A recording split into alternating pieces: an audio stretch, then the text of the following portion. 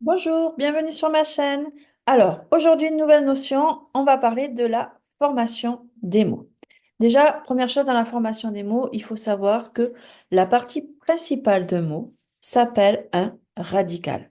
C'est lui qui va nous donner le sens premier, le sens principal, et on va y ajouter ce qu'on appelle des affixes, et ces affixes vont être ou devant, donc ça va être des préfixes, ou derrière les suffixes.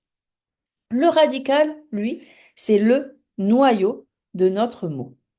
Alors, par rapport à nos préfixes, qui vont se situer donc devant, avant ce fameux radical, il a pour objectif de modifier le sens du mot sans changer sa nature, sa classe grammaticale.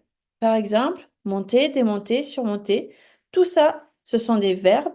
On a juste à chaque fois ajouté un petit préfixe. Au niveau des suffixes, lui, ça va être à la fin.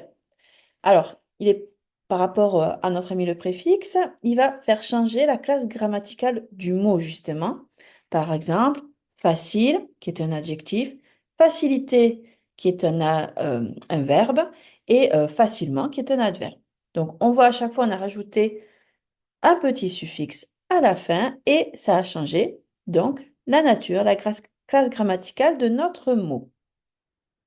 Ensuite, qu'est-ce qu'il faut savoir d'autre au niveau de la formation des mots? Mais il faut savoir que quand on a un mot, plusieurs mots qui ont le même radical, ils vont faire partie de la même famille de mots. Voilà, ils vont être reliés entre eux puisqu'ils vont avoir un sens assez proche.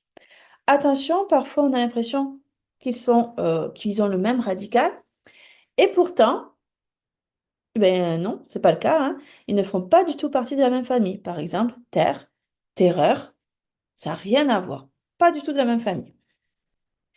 Ensuite, quand on a uniquement le radical, seulement, rien d'autre, ni suffixe, ni préfixe, rien de rien de rien, on appelle ça un mot simple. À partir du moment où ben, j'ai rajouté ce préfixe ou ce suffixe, j'appelle ça un mot construit.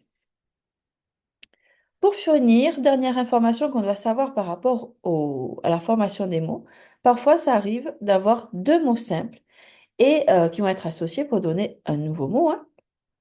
Et on appelle cela un mot composé. Par exemple, vers pomme, pomme de terre, salle à manger, euh, pique-nique, etc. Si vous avez des questions sur la formation des mots, ben, n'hésitez pas, vous pouvez me laisser tout ça en commentaire. N'hésitez pas à liker ma vidéo ou à la partager, à vous abonner à mon compte aussi, ça me fait toujours plaisir. Et je vous dis à bientôt pour une nouvelle notion.